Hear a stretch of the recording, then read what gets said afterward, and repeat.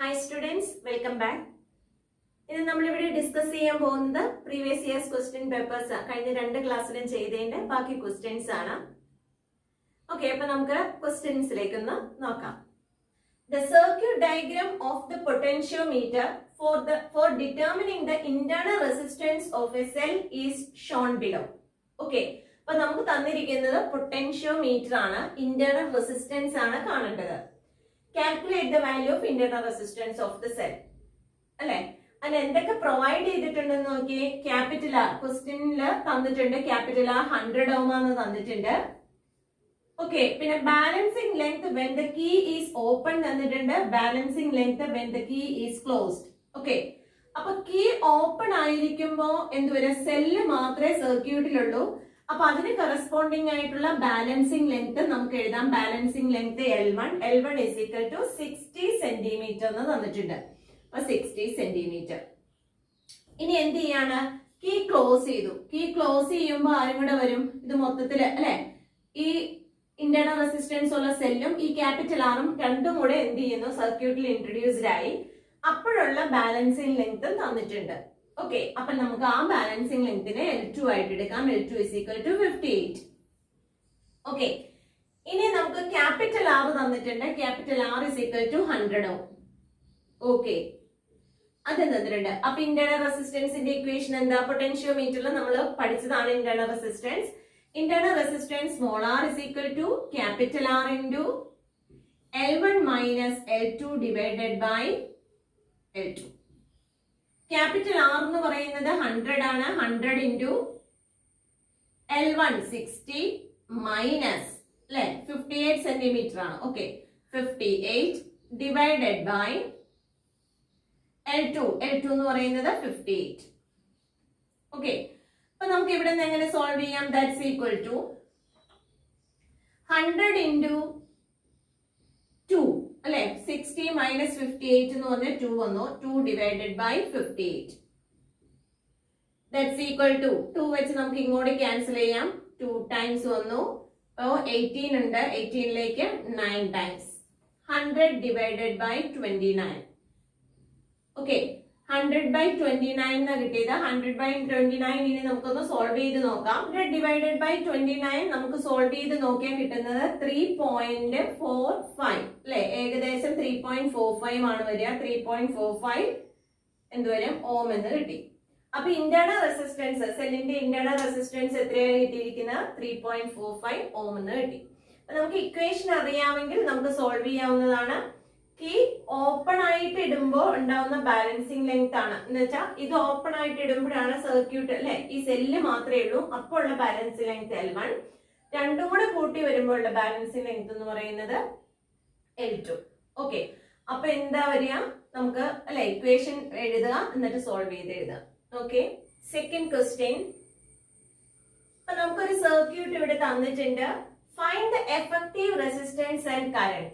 Okay, effective resistance എത്രയാണ്, current എങ്ങനെയാണ് എന്നുള്ളതാണ് നോക്കേണ്ടത്. അപ്പൊ ഇവിടെ നമ്മൾ ഇവിടെ നിന്ന് കറണ്ട് വരികയാണ്. കറണ്ട് വന്നാൽ ഇവിടെ വരുന്ന കറണ്ട് രണ്ടായിട്ട് സ്പ്ലിറ്റ് ചെയ്ത് പോവുകയാണ് ഇവിടെ ചെയ്യാം. ഓക്കെ, ആ സ്പ്ലിറ്റ് ചെയ്ത് പോകുന്ന കറണ്ട് ഇവിടെ I1 ആണെങ്കിൽ ഇവിടെ I2 എന്ന് എടുക്കാം.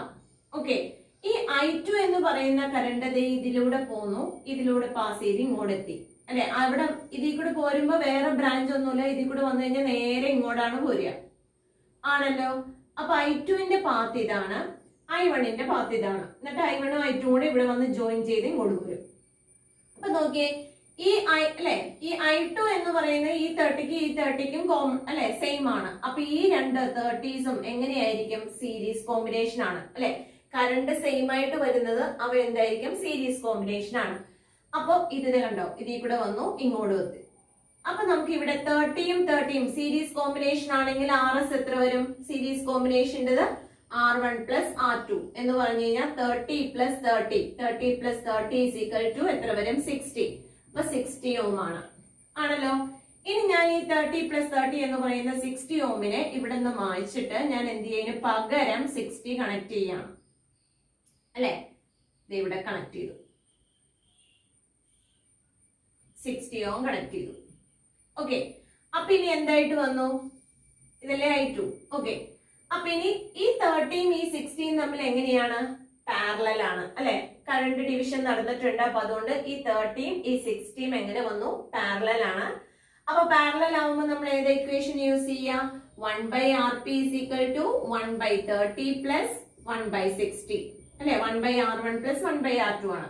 നമുക്ക് കോമൺ ഡിനോമിനേറ്റർ ആക്കാം, 2 വെച്ച് മൾട്ടിപ്ലൈ ചെയ്യാം അല്ലെ? ഡിവിഷൻ ചെയ്യാം. അപ്പൊ നമുക്ക് എത്ര ആയി? 2 into 1 എത്ര വന്നു? 2. 2 plus 1 3. 3 divided by 60 എന്ന് പറഞ്ഞാൽ എത്ര വരും? 20 അല്ലെ?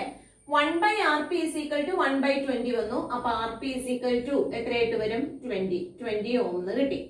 ഓക്കെ, അപ്പൊ നമുക്ക് ഇതിന്റെ രണ്ടിന്റെയും എഫക്റ്റീവ് റെസിസ്റ്റൻസ് കിട്ടി. Effective resistance is equal to 20 ohm. Okay ആണല്ലോ? അപ്പൊ ഇനി 20 ഓം വെച്ചിട്ട് ഇനി അപ്ലൈഡ് വോൾട്ടേജ് എത്രയുണ്ട്? 2 വോൾട്ട് ഉണ്ട് അല്ലെ? Applied voltage is equal to 2 volt ആണ്. ആർ എഫക്റ്റീവ് എന്ന് പറയുന്നത് ഈ പാരലൽ ആയിട്ട് ചെയ്തേക്കണ കിട്ടിയിരിക്കുന്ന വാല്യൂ ആണ്, 20 ഓം ആണ്. അങ്ങനെയാണെങ്കിൽ കറണ്ട് എങ്ങനെ വരും? Current is equal to voltage divided by resistance. Voltage എത്രയാണ്? 2 ഡിവൈഡ് ബൈ റെസിസ്റ്റൻസ് എത്ര വന്നു? 20. That is equal to 1/10. It's equal to എത്ര വരും? 0.1 ampere. Okay, 1/10 is equal to 0.1 ആണല്ലോ. ഓക്കെ, അപ്പൊ 0.1 ആംപിയർ കറണ്ട് ആണ് ഇതിലൂടെ എന്ത് ചെയ്യാം? ഫ്ലോ ചെയ്യാം. ഓക്കെ ആണല്ലോ? അപ്പൊ എങ്ങനെയാണെന്നുള്ള കേസ് ഒന്ന് നോക്കിയെടുക്കാം. ഇനി നമുക്ക് വേണമെങ്കിൽ എന്ത് ചെയ്യാം? ഓരോ ബ്രാഞ്ചിലെയും കറണ്ട് കണ്ടുപിടിക്കാം. ഓക്കെ, അപ്പൊ എങ്ങനെ ഓരോ ബ്രാഞ്ചിലെയും കറണ്ട് കണ്ടുപിടിക്കാം? ഈ വോൾട്ടേജ് എന്ത് വരും? ഇതിന് V ആണെങ്കിൽ അല്ലെങ്കിൽ 2 വോൾട്ട് ആണെങ്കിൽ ഇതിനും എങ്ങനെ തന്നെയാണ്? 2 വോൾട്ട് തന്നെയാണ് അല്ലെ? പാരലൽ കോമ്പിനേഷൻ അക്രോസ് ആയിട്ട് വോൾട്ടേജ് എങ്ങനെയാണ്? സെയിം ആണ് ആണല്ലോ. അപ്പൊ വോൾട്ടേജ് സെയിം ആണെങ്കിൽ വോൾട്ടേജ് അറിയാം, റെസിസ്റ്റൻസ് അറിയാം ഇവിടുത്തെ അല്ലെ? അപ്പൊ നമുക്ക് I1 എങ്ങനെ കണ്ടുപിടിക്കാം? I1 is equal to എങ്ങനെ വന്നു? V divided by R1. അപ്പൊ V എന്ന് പറഞ്ഞു കഴിഞ്ഞാൽ എത്ര വരും? V is equal to 2 divided by എത്ര വരും? 30. ഓക്കെ, അപ്പൊ 2/30 ആംപിയർ ആണ് ഏതിൽ കൂടെ ഫ്ലോ ചെയ്യാം? ഈ I1 എന്ന് പറയുന്നത് അല്ലെ? 30 ഓമിൽ കൂടെ ഫ്ലോ ചെയ്യാം. ഇനി 60 ഓമിൽ കൂടെ എത്ര പാസ് ചെയ്യും? അത് നമ്മൾ കറണ്ട് I2 ആണ്. I2 is equal to voltage V divided by R2. Okay, voltage എത്രയാണ്? 2 ഡിവൈഡഡ് ബൈ R2 എന്ന് പറഞ്ഞാൽ എത്ര വരും? 60 അല്ലെ? R2 is equal to 60 ആണ്. അപ്പൊ അത് എത്രയായിട്ട് വരും? that is equal to 1/30 എന്ന് എഴുതാം. ഓക്കെ, അപ്പൊ 1/30 ആംപിയർ കറണ്ട് 60 ഓമിലൂടെയും പോവും. 2/30 ആംപിയർ കറണ്ട് ഏതിൽ കൂടെയും പോവും? 30 ഓം റെസിസ്റ്ററിലൂടെയും പാസ് ചെയ്യും. ഓക്കെ, രണ്ടും കൂടെ കൂട്ടുമ്പോൾ ടോട്ടൽ കറണ്ട് കിട്ടും. Total current is equal to എത്ര വരും? അല്ലെ? 2/30 plus 1/30 that is equal to 3/30. 3/30 എന്ന് പറഞ്ഞു കഴിഞ്ഞാൽ 1/10. ആ 1/10 തന്നെയല്ലേ നമുക്ക് ഇവിടെ വന്നേക്കണേ? that's equal to 0.1. ഓക്കെ, അപ്പോ ഏത് ക്വസ്റ്റ്യൻ ചോദിച്ചാലും എഴുതാൻ നമുക്ക് ഇത്രേ ചോദിച്ചിട്ടുള്ളൂ. എങ്കിലും I1ഉം I2 സെപ്പറേറ്റ് കാണാൻ പറഞ്ഞാൽ അതും കൂടെ ചെയ്യണം. എങ്ങനെയാണ്? ഈ വോൾട്ടേജ് എന്ന് പറയുന്നത് ഇതിനും എങ്ങനെയാണ്? കോമൺ ആണ് അല്ലെ? സെയിം ആണ്. അപ്പോ ഇവിടുത്തെ വോൾട്ടേജ് അറിയാം, ഇവിടുത്തെ റെസിസ്റ്റൻസ് അറിയാം. അപ്പൊ കറണ്ട് കണ്ടുപിടിക്കാം. ഇവിടുത്തെ വോൾട്ടേജും അവിടുത്തെ റെസിസ്റ്റൻസും അറിയാം. അപ്പൊ അവിടുത്തെ കറണ്ട് കണ്ടുപിടിക്കാം. I1ഉം കിട്ടി, I2ഉം കിട്ടി. ഓക്കെ ആണല്ലോ? ടോട്ടൽ കറണ്ട് കണ്ടുപിടിക്കുന്നത് വോൾട്ടേജ് ഉണ്ട്, എഫക്റ്റീവ് റെസിസ്റ്റൻസ് കണ്ടുപിടിക്കുക, എന്നിട്ട് current is equal to voltage by resistance വെച്ച് അങ്ങനെ കണ്ടുപിടിക്കാം. Okay, next question. A copper wire is in the form of a cylinder and has a resistance capital R. It is stressed till the thickness reduces to half of its original size. Find the new resistance in terms of R. Okay, ഒരു wire ഉണ്ട് നമ്മുടെ കയ്യില്. ഇതിനെ നമ്മൾ stretch ചെയ്യാണ്, വലിച്ചു നീട്ടുകയാണ്. അങ്ങനെ വലിച്ചു നീട്ടി എപ്പോ വരെ?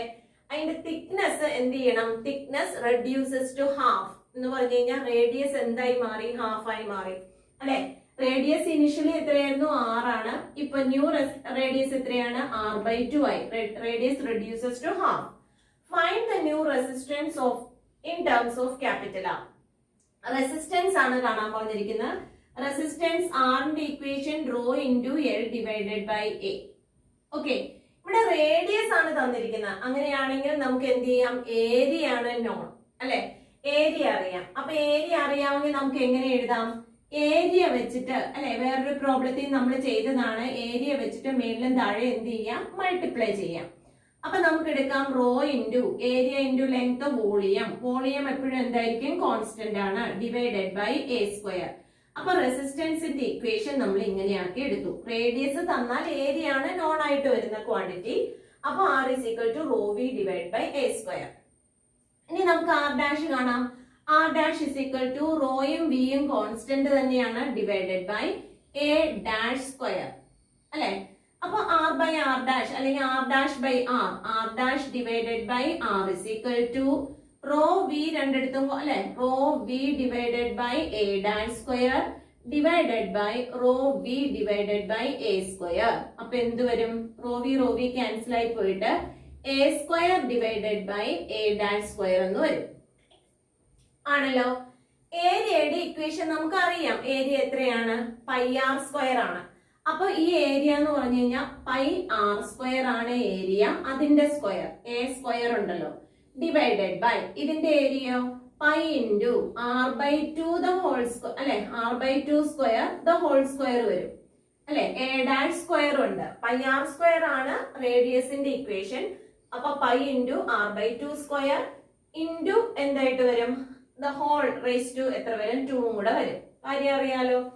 അപ്പൊ നമുക്ക് എങ്ങനെ ചെയ്യാം? പൈ എന്ത് ചെയ്തോളും? ക്യാൻസൽ ആയി പോവും. അപ്പൊ നമുക്ക് ഇനി എന്തായിട്ടാ വരിക?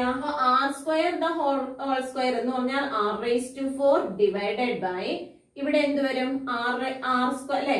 ആർ സ്ക്വയർ ഉണ്ട്, അതിനെ സ്ക്വയർ ചെയ്തിട്ടുണ്ട്. അപ്പൊ വീണ്ടും ആർ റേസ് ടു 4 ഉണ്ട്. ഇവിടെ എന്ത് വരും? 2 സ്ക്വയർ ഉണ്ട്. വീണ്ടും സ്ക്വയർ ചെയ്യുമ്പോൾ എന്ത് വരും? Divide by 2 raise to 4. Okay. അപ്പൊ ഇതെന്തായിട്ട് എഴുതാം? 2 റേസ് ടു 4 അല്ലേ വരിക. ആർ റേസ് ടു 4 ക്യാൻസൽ ചെയ്തു. ഈ 2 റേസ് ടു 4 മേളിലേക്ക് വരും. അപ്പൊ എത്ര വന്നു? 2 റേസ് ടു 4 എന്ന് വന്നു. 2 റേസ് ടു 4 എന്ന് പറഞ്ഞാൽ എത്രയാ? 2 ഇൻറ്റു 2 ഇൻറ്റു 2 ഇൻറ്റു 2 എന്ന് പറഞ്ഞാൽ എത്ര വരും? 16. ഓക്കെ. അപ്പൊ R dash by R is equal to 16 ആണ്. അപ്പൊ R dash is equal to നമുക്ക് എങ്ങനെ എഴുതാം? R dash is equal to 16 R. Okay. ഇതിന് മുമ്പ് നമ്മൾ ചെയ്ത പ്രോബ്ലത്തിൽ ലെങ്ത് ആയിരുന്നു തന്നിരിക്കുന്നത്. അപ്പൊ നമ്മൾ മേളിലും താഴിലും ലെങ്ത് വെച്ചിട്ട് എന്ത് ചെയ്തു? മൾട്ടിപ്ലൈ ചെയ്തു. ഇവിടെ ഏരിയ ആണ്. റേഡിയസ് തന്നിട്ടുണ്ട്. റേഡിയസിന് അപ്പൊ ഏരിയ കണ്ടുപിടിക്കാം. ഏരിയ ആണ് നോൺ ആയിട്ട് വരുന്ന ക്വാണ്ടിറ്റി. അപ്പൊ എന്താ വരിക? നമ്മൾ എ വെച്ചിട്ട് എന്ത് ചെയ്യാം? ഏരിയ വെച്ചിട്ട് മേളിലും താഴെ എന്ത് ചെയ്തു? മൾട്ടിപ്ലൈ ചെയ്തു. എന്നിട്ട് നമ്മൾ എന്ത് ചെയ്തു? സോൾവ് ചെയ്തു. Fourth question. ഓക്കെ. റെസിസ്റ്റേഴ്സ് തന്നിട്ടുണ്ട്. റെസിസ്റ്റേഴ്സിന്റെ ഒരു കോമ്പിനേഷൻ തന്നിട്ടുണ്ട്. ഇനി ഫൈൻഡ് ദ എഫക്റ്റീവ് റെസിസ്റ്റൻസ് എന്നാണ് പറഞ്ഞിരിക്കുന്നത്. Find the effective resistance between A and B. Okay. എക്കും ബിക്കും ഇടയ്ക്കുള്ള എന്തുവരും? എഫക്റ്റീവ് റെസിസ്റ്റൻസ് ആണ്. എക്കും ബിക്കും ഇടയ്ക്കുള്ള എഫക്റ്റീവ് റെസിസ്റ്റൻസ് ആണ് കണ്ടുപിടിക്കാൻ പറഞ്ഞിട്ടുള്ളത്. ഓക്കെ. അപ്പൊ നമുക്ക് എന്ത് ചെയ്യാം? എഫക്റ്റീവ് റെസിസ്റ്റൻസ് കണ്ടുപിടിക്കാനായിട്ട് ഈ പോർഷൻ അങ്ങനെ തന്നെ നിർത്തുക. എ ബി എന്ന് പറയുന്ന പോർഷൻ ആണ് നമുക്ക് കണ്ടുപിടിക്കേണ്ടത്. അതിന്റെ ആർ അങ്ങനെ തന്നെ നിർത്തുക. A B. ഓക്കെ. ഇനി ഈ റെസിസ്റ്റർ നമുക്ക് അങ്ങനെ തന്നെ നിർത്തേണ്ടി വരും. കാരണം അവിടെ അതുമായിട്ട് വേറെ ഒന്നും കോമ്പിനേഷൻ വന്നിട്ടില്ല. ആർ ഇവിടെ റെസിസ്റ്റൻസ് ആർ ഉണ്ട്. ഓക്കെ. ഇനി ഈ റെസിസ്റ്റർ നോക്കിക്കേ. ഈ റെസിസ്റ്റർ രണ്ടും എങ്ങനെയാ കണക്ഷൻ വന്നിരിക്കുന്നത്? അപ്പൊ ഇതിൽ കൂടെ ഒരു കറണ്ട് ഫ്ലോ ചെയ്താൽ ഇവിടെ അല്ലെ ഇങ്ങനെ തന്നെയല്ലേ വരിക കറണ്ട്. അപ്പൊ ഇത് സീരീസ് കോമ്പിനേഷൻ ആണ്. സെയിം കറണ്ട് ഫ്ലോ ചെയ്യുന്ന ഭാഗത്താണ്. അവിടെ ബ്രാഞ്ച് ഒന്നും വന്നിട്ടില്ല. അപ്പൊ ഈ ആറും ഈ ആറും തമ്മിൽ എന്താണ്? സീരീസ് കോമ്പിനേഷൻ ആണ്. അപ്പൊ നമുക്ക് അതിന് പകരം R plus R is equal to എന്ത് കൊടുക്കാം? 2R അല്ലെ. R plus R series combination ആയതുകൊണ്ട് R S is equal to R plus R that is equal to 2R ആണല്ലോ. എഫക്റ്റീവ് റെസിസ്റ്റൻസ് നമുക്ക് 2R എന്ന് എഴുതി. അപ്പൊ ഇവിടുത്തെ എഫക്റ്റീവ് റെസിസ്റ്റൻസ് എത്രയാണ്? 2R. ഓക്കെ. ഇനി ഈ ആറും 2Rഉം തമ്മിൽ എങ്ങനെയപ്പോ വന്നിരിക്കുന്നത്? പാരലൽ ആണ് അല്ലെ. പാരലൽ കണക്ഷൻ ആണ്. അപ്പൊ 1/RP is equal to നമുക്ക് എങ്ങനെ എഴുതാം? 1/2R plus 1/R അല്ലെ. പാരലൽ കോമ്പിനേഷൻ ആണെങ്കിൽ 1/RP is equal to 1/R1 plus 1/R2 ആണ്. അപ്പൊ കോമൺ ഡിനോമിനേറ്റർ ആക്കാനായിട്ട് ഞാൻ 2 വെച്ച് മേളിലും താഴെ മൾട്ടിപ്ലൈ ചെയ്തു. അപ്പൊ 1 plus 2 is equal to 3. 3/2R എന്ന് കിട്ടി. That is equal to 1/RP. Then RP is equal to നമുക്ക് എങ്ങനെ എഴുതാം? 2R divided by 3. ഓക്കെ. അപ്പൊ ഇതിന്റെ രണ്ടിന്റെയും കൂടെ എന്ത് വരുന്നുണ്ട്? എഫക്റ്റീവ് റെസിസ്റ്റൻസ് എന്ന് പറയുന്നത് 2R/3 ആണ്. അപ്പൊ ഇതിന് പകരം ഈ 2r-നും r-നും പകരം ഇനി ഞാൻ എന്തെഴുതാണ് 2r/3 എന്ന് എഴുതാൻ പോവാണ്. ഓക്കെ, അപ്പൊ ഞാൻ ഇത് മായ്ച്ചിട്ട് ഇതിന് പകരം എന്ത് കൊടുത്തു 2r/3. രണ്ടിന്റെയും കൂടെ എഫക്റ്റീവ് എഴുതി 2r/3.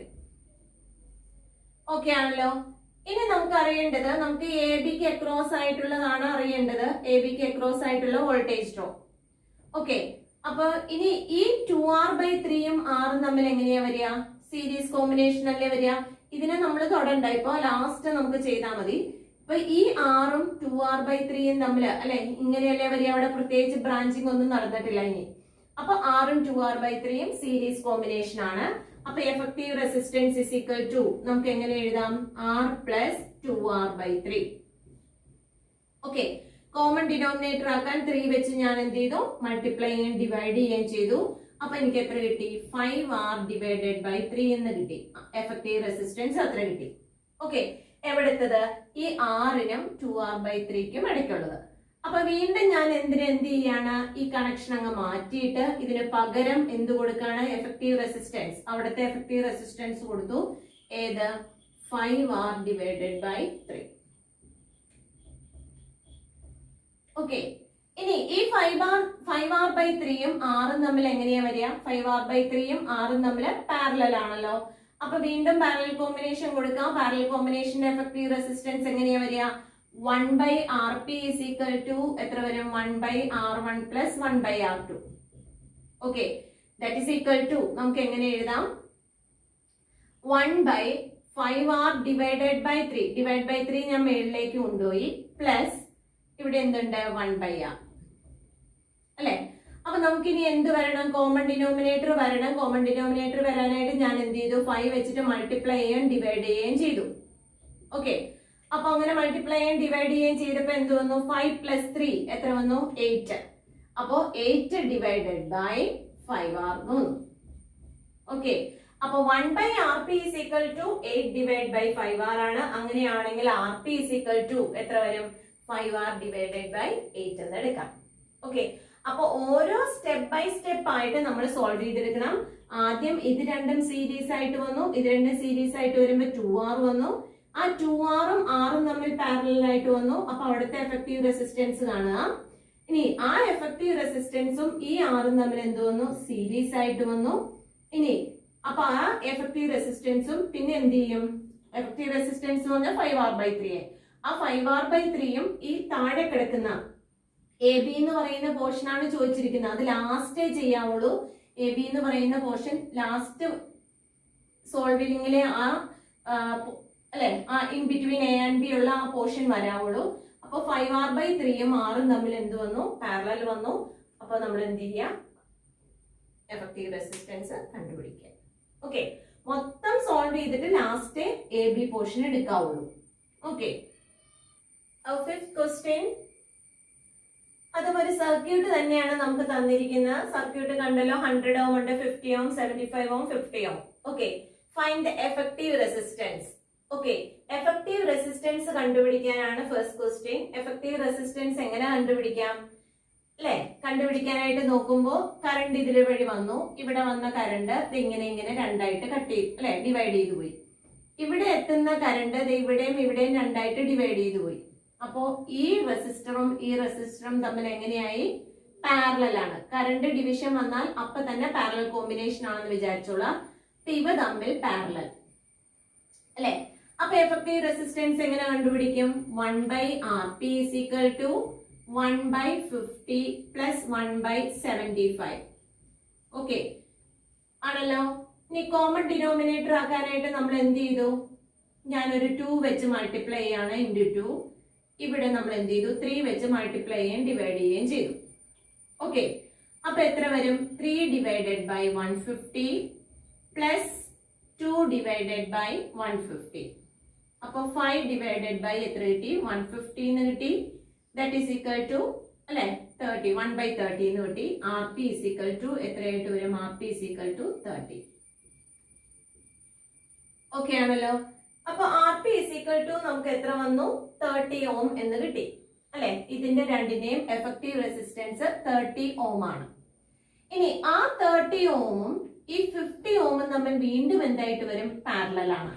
ശരിയാണല്ലോ? ഓക്കെ. അപ്പൊ ഇവിടുത്തെ ഇതിന്റെ രണ്ടിന്റെയും എഫക്റ്റീവ് കോമ്പിനേഷനും അല്ലെ 50 ഓമും തമ്മിൽ എങ്ങനെയാണ്, പാരലൽ ആണ്. അപ്പൊ വീണ്ടും നമ്മൾ 1/RP എടുക്കും. 1/RP is equal to 1/30 plus 1/50. 13 15 തമ്മിലല്ലേ parallel ആയിട്ട് വന്നിരിക്കുന്നത്. വീണ്ടും ഞാൻ എന്ത് ചെയ്യാണ്, 3 വെച്ചു മൾട്ടിപ്ലൈ ചെയ്തു, ഡിവൈഡ് ചെയ്തു. ഇവിടെ 5 വെച്ച് മൾട്ടിപ്ലൈ ചെയ്യും ഡിവൈഡ് ചെയ്യുകയും ചെയ്തു. അപ്പൊ 5 divide by 150 plus 3 divided by 150 അല്ലെ. അപ്പൊ 8 ഡിവൈഡ് ബൈ 150 എന്ന് വന്നു. അപ്പോ RP is equal to എത്രയായിട്ട് എഴുതാം, RP is equal to 150 divided by 8 എന്ന് എഴുതാം. ഓക്കെ. 150 by 8 എന്ന് പറഞ്ഞ 2 വെച്ച് ക്യാൻസൽ ചെയ്ത് കഴിഞ്ഞാൽ എത്ര വരും, 75 ഡിവൈഡഡ് ബൈ എത്രയായിട്ടാ വരിക, 4 എന്ന് വന്നു. ഓക്കെ. അപ്പൊ അങ്ങനെ ഇരിക്കട്ടെ. RP is equal to 75 divide by 4 ആയി. അപ്പൊ ഇവിടം വരെ എത്ര വന്നു, 4 അല്ലെ. ഇത് മൊത്തത്തില് ഇതിന്റെ മൊത്തത്തില് കോമ്പിനേഷൻ എത്ര വന്നു, 75 by 4 എന്ന് വന്നു. ഓക്കെ. അപ്പൊ ഇത്രയും ഭാഗം നമുക്ക് മാറ്റിട്ട് ഇവിടെ എന്ത് എഴുതാം, 75 ഡിവൈഡ് ബൈ 4 ഓം എന്ന് എഴുതാം. ആണല്ലോ? ഇനി ഈ 75 by 4 ഓമും ഈ 100 ഓമും തമ്മിൽ എങ്ങനെയാണ്, സീരീസ് ആണ് അല്ലെ. അപ്പൊ വേണമെങ്കിൽ നമുക്ക് അതൊന്ന് മാറ്റി വരച്ചു നോക്കാം. ഇപ്പൊ ഇവിടെ നമ്മുടെ സെല്ല്, ഇവിടെ ഒരു 100 ഓം, പിന്നെ ഇവിടെ എന്ത് വന്നു, 75 ഡിവൈഡഡ് ബൈ 4. 75 ഡിവൈഡ് ബൈ 4 ഉണ്ട്, ഇവിടെ 100 ഓം ഉണ്ട്, 6 വോൾട്ട്. അപ്പൊ എഫക്റ്റീവ് എത്രയായിട്ട് വരും, effective resistance is equal to 100 ohm plus 75 divide by 4. 100 ohm plus 75 divided by 4 എന്നായി അല്ലെ. അപ്പൊ 400 പ്ലസ് R എഫക്റ്റീവ് ആണ് എഴുതുന്നത്. R effective is equal to 400 അല്ലെ. 400 plus 75 the whole divide by 4 എന്ന് പറഞ്ഞാൽ 475 ഡിവൈഡഡ് ബൈ 4. ഓക്കെ.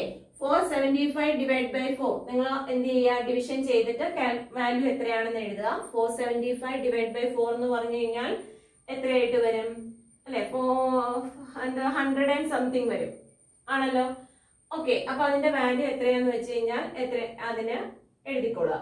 അപ്പൊ 475 ഡിവൈഡ് ബൈ 4 ഓം ആണ് എന്നു പറയാ എഫക്റ്റീവ് റെസിസ്റ്റൻസ് എന്ന് പറയാം.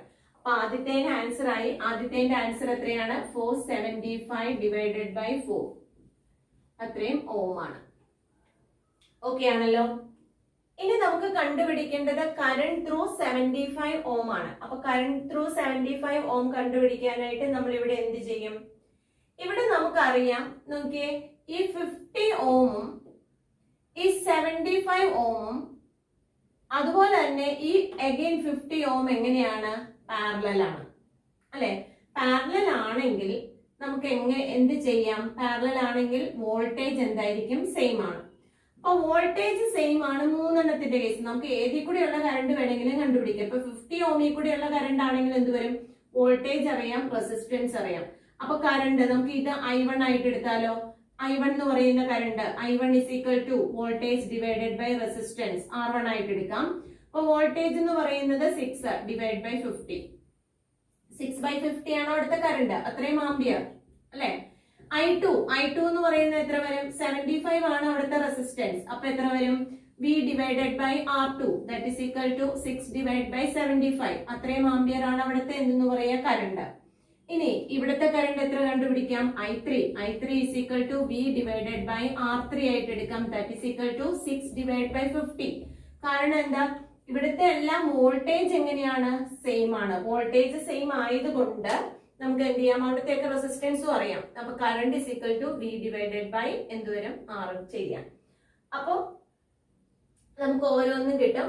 ഇനി ഇതെല്ലാം കൂടെ ആഡ് ചെയ്ത് കഴിഞ്ഞാൽ അല്ലെ, ഇവിടെ നിന്ന് വരുന്ന കറണ്ട് ആണല്ലോ, ഇതാണല്ലോ I1 എന്ന് പറയുന്നത്. ഇവിടെ I2 എന്ന് എടുക്കാം, ഇത് I3 എന്ന് എടുക്കാം. ഓക്കെ.